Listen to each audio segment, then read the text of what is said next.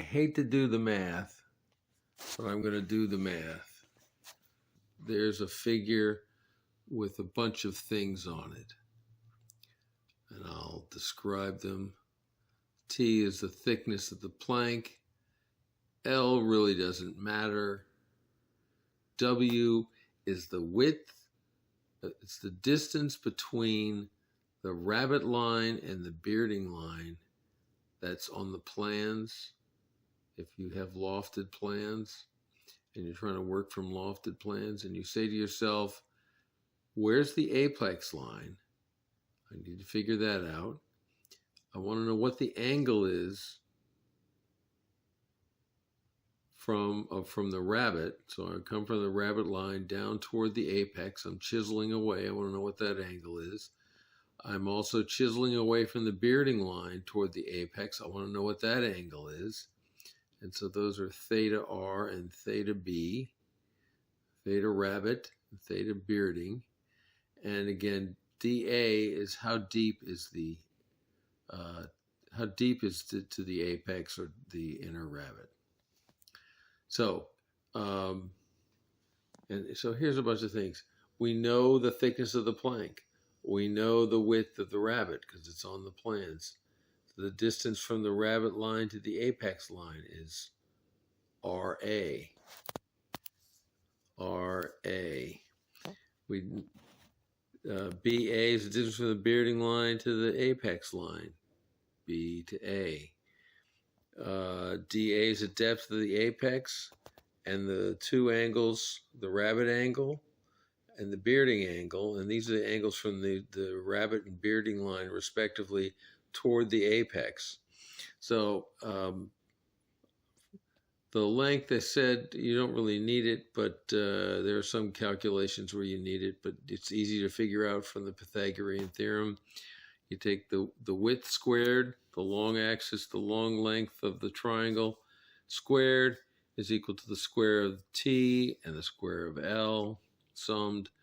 And so you calculate L with being the square root of the W squared minus the plank width squared.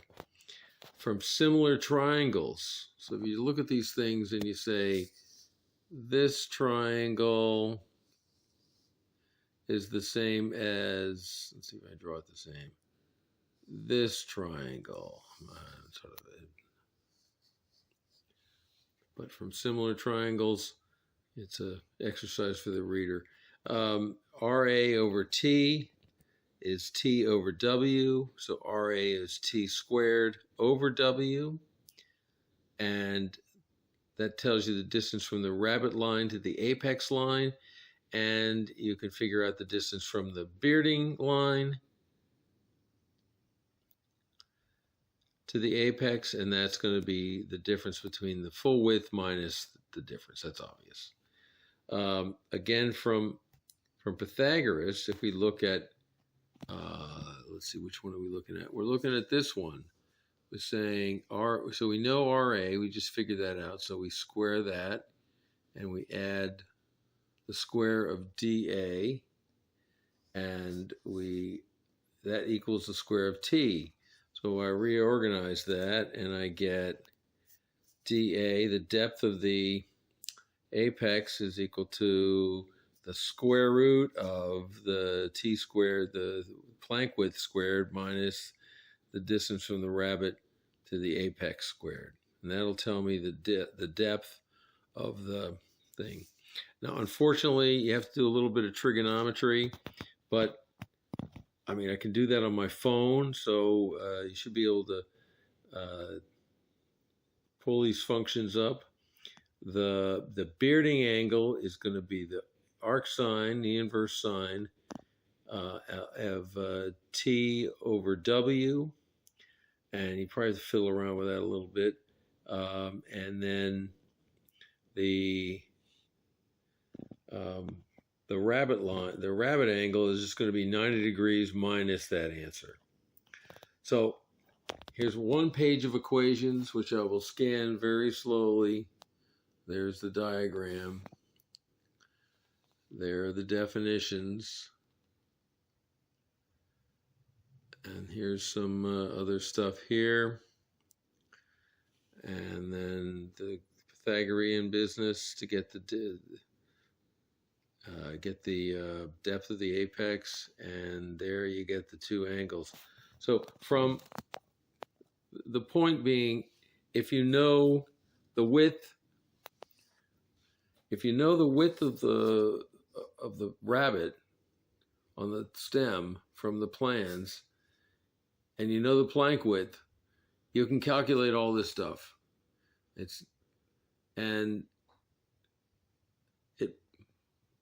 My plan is to calculate that every couple inches so that I have that as a reference. Now I probably still need to have a piece of 1/2 inch thick plank to work with. And also, this is assuming that you are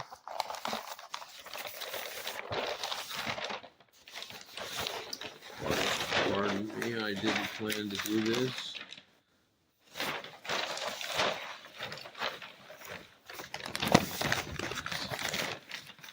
That you're going perpendicular across here.